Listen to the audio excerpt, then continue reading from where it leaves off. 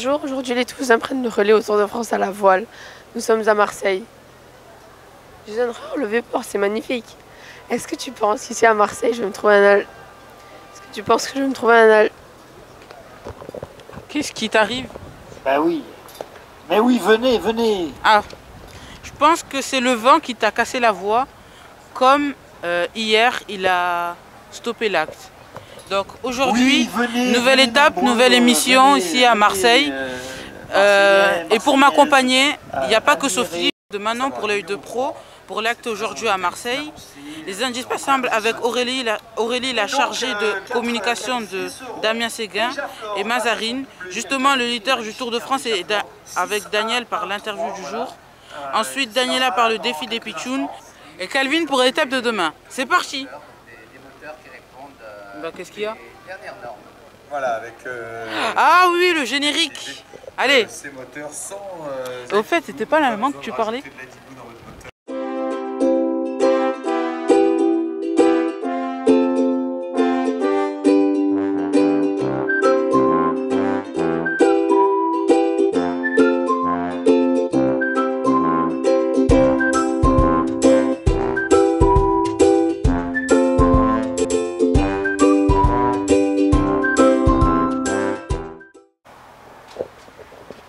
Qu'est-ce que tu fais? Non mais tu sais que les bateaux sont déjà passés? Bah oui. Mais si tu veux, tu peux aller voir Manon avec l'œil du pro.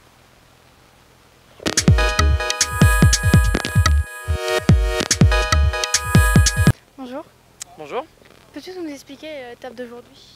Alors aujourd'hui on avait ce qu'on appelle des parcours de type stadium, c'est-à-dire que c'était des petites courses d'à peu près 15-20 minutes et donc on a enchaîné 5 courses avant de faire une super finale où ils prennent les 8 premiers du classement de ces 5 courses pour faire le classement des 8 premiers tout simplement en une seule manche. Hier l'étape a été annulée, est-ce que tu peux plus nous en parler? Alors c'est vrai qu'hier on avait un parcours, donc c'était différent, c'était ce qu'on appelle un raid. Donc en fait un raid ça va être un parcours qui va durer environ 4 heures, donc tout autour de la rade marseillaise cette fois-ci.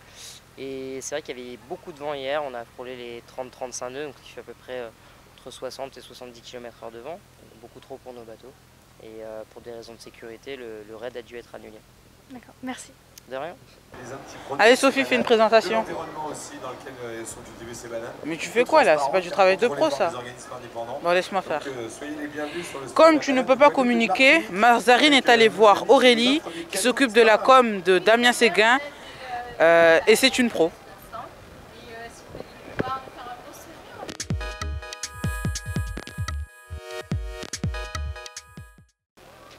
Donc bonjour Aurélie, peux-tu nous expliquer ta journée type?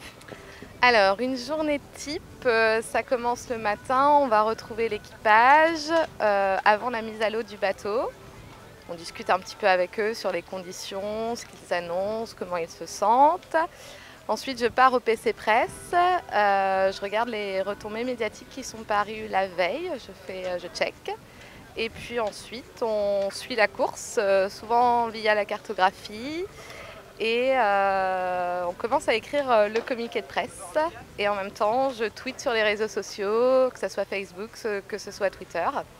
Et puis après, une fois que les régates sont terminées, on va voir l'équipage, on prend des réactions d'eux et puis on complète le communiqué de presse qu'on envoie ensuite le soir. Comment se passe l'organisation des interviews? Alors ça dépend, l'organisation des interviews, ça dépend s'ils ont bien marché ou s'ils ont moins bien marché. S'ils ont moins bien marché, ils vont pas forcément être très bavards. Donc dans ces cas-là, on attend un petit peu, on les laisse un petit peu prendre du recul. Et puis on essaie de créer une discussion avec eux, pas forcément de leur poser des questions, mais de créer une conversation, un échange. Et si ça a bien marché, généralement ils viennent nous trouver tout seuls et puis les réactions coulent naturellement. Combien d'interviews mettez-vous en place par jour? Il n'y a pas un nombre précis d'interviews en place, ça dépend vraiment en fait, ça dépend vraiment de comment ils se sentent, de comment ils fonctionnent sur l'eau. Au niveau des journalistes, après, ça dépend des jours, voilà, en fonction de là où on est, s'ils sont du coin, s'ils sont de la région, de l'étape dans laquelle on est, il y a forcément plus de demandes. Là, ils sont premiers au général, donc il y a forcément plus de sollicitations médiatiques. Mais ça, c'est vraiment très variable en fonction des résultats et en fonction de la ville où on est. Depuis combien de temps fais-tu le Tour de France à la voile en tant qu'attaché de presse? C'est mon 7e Tour de France à la voile. Donc mon premier était en 2006. Pouvez-vous nous présenter votre projet des pieds et des mains? Alors le projet, donc le Fondation FDJ des pieds et des mains, c'est la 3e année qu'il existe. C'est un projet qui est à la fois axé sur le handicap et cette année on a rajouté une dimension supplémentaire qui est liée à la performance. Donc ensemble, la Fondation FDJ et l'Association des pieds et des mains mettent en place des actions, que ce soit sur le village du Tour de France à la voile ou sur l'eau avec l'équipage, qui consiste justement à valoriser la performance via le handicap. Que pensez-vous des performances de Damien Seguin sur le Tour de France de cette année? Ah bah là pour l'instant elles peuvent difficilement être meilleures étant donné qu'ils sont premiers au général. Non, bah, je suis très contente. Je pense que c'est un équipage qui a bien travaillé en amont de ce Tour de France à la voile et qui a aujourd'hui trouvé son rythme et son fonctionnement, donc, et qui aujourd'hui le prouve sur l'eau en étant régulier et puis en étant devant. Merci.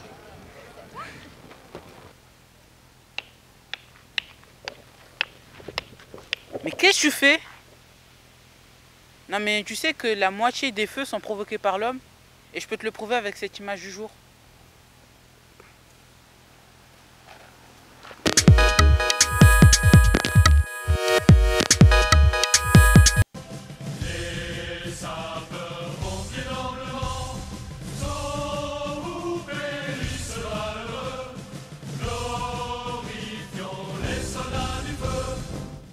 Est-ce que ça te dit d'aller voir un skipper? Et tu veux qui? Ton pouce? Bah parle. Ah oui, t'as la voix cassée. Bah... Le premier. Ah, ça tombe bien parce que Daniel il a fait la rencontre. Il s'appelle Damien Seguin et il est premier.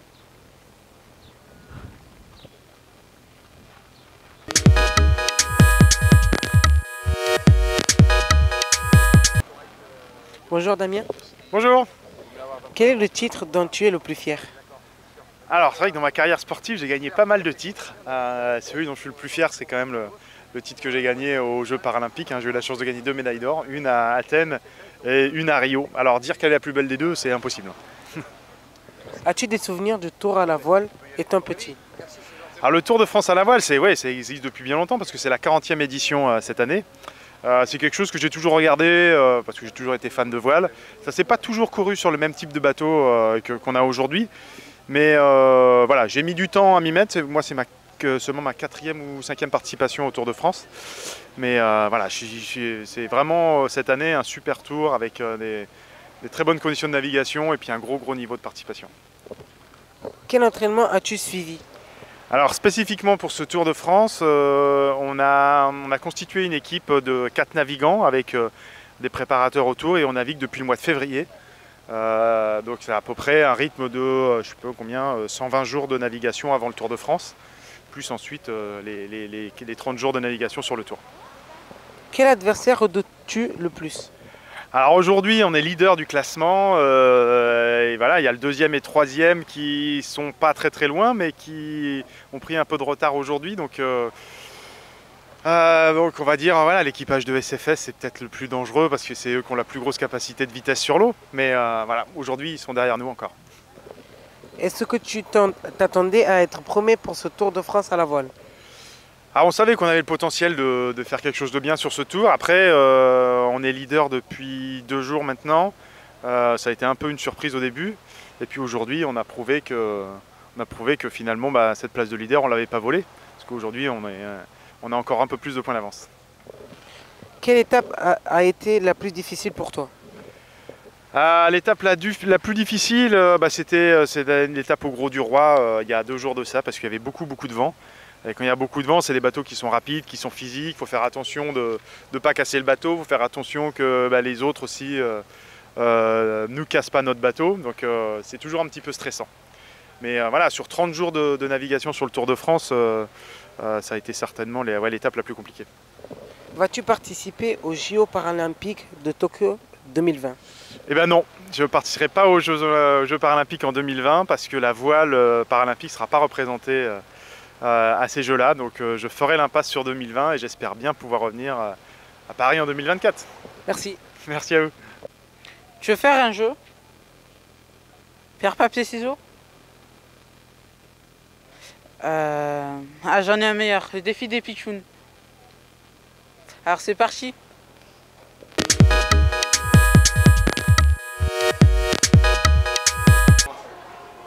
Bonjour, nous sommes une association Mia Pitchoun et bienvenue au défi des pitchouns. Là, je vais vous faire des questions. Je vais vous dire les noms des skippers et vous devez me dire les équipes. Oui, d'accord. Ok. Blando Maxime. Dunkerque. C'est faux. Qui je veux dire Dunkerque, l'équipe de Dunkerque. Non. Rocha Hugo. Rocha Hugo, peut-être TPM. C'est faux. Ducrozes Aurélien. Non, en fait je les connais pas, les skippers. Je connais que les skippers de Lorina.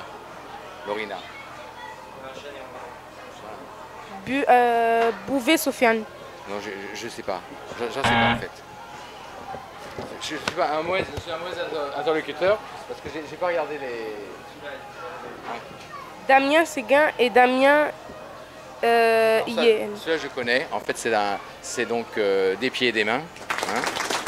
C'est très intéressant parce que on s'aperçoit que Damien Séguin, je crois qu'il est handicapé, il manque une main. Et actuellement ils sont en pole position, donc vraiment on s'aperçoit que valide ou non valide, on peut réussir à pratiquer le sport de haut niveau et peut-être gagner la course. On restera là-dessus uniquement, donc l'intervention là elle est prenable, les autres non. Walaine Fabrice. Je sais pas, je dirais Tahiti. Non. Pauline Courtois, Migraine Victor. J'en sais rien, je sais pas. Sorel Maxime et Berry Luc. À Dunkerque. Non plus. C'était bon pour ce gain, hein, je crois. Des pieds et des mains, ça c'était bon. Hein. Oui. C'est le seul passage qu'il faut garder. Hein. Daval Benoît. Je sais pas. Et vous n'allez pas me le faire les 29? Casa. Il y en a 29. Là je sais qu'il y en a 29 équipages. Hein, mais je les connais pas tous en fait. Je les connais pas en fait. Casas, Victor et Giraud Guillaume. Je sais pas. Non, je pense il faut qu'on arrête parce que c'est trop Merci. C'est trop dur pour moi là. Vous avez un point.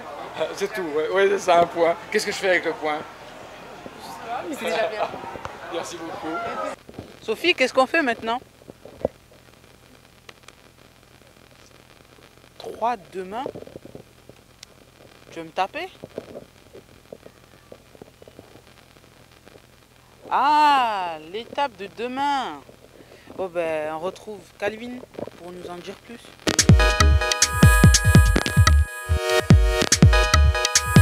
Bonjour. Bonjour. Pouvez-vous vous présenter? Ouais, je m'appelle Christophe Gaumont, je suis le directeur de course du Tour de France à la voile. Pouvez-vous nous expliquer l'étape de demain? Alors là, on vient de finir l'étape de Marseille, tout le monde va se déplacer pour aller à Nice demain. Et puis demain, on fait un raid côtier, c'est-à-dire qu'on va faire un parcours qui va faire 20 000, presque 40 km. Tout le monde va partir ensemble dans la baie des Anges à Nice, et puis le premier arrivé aura gagné.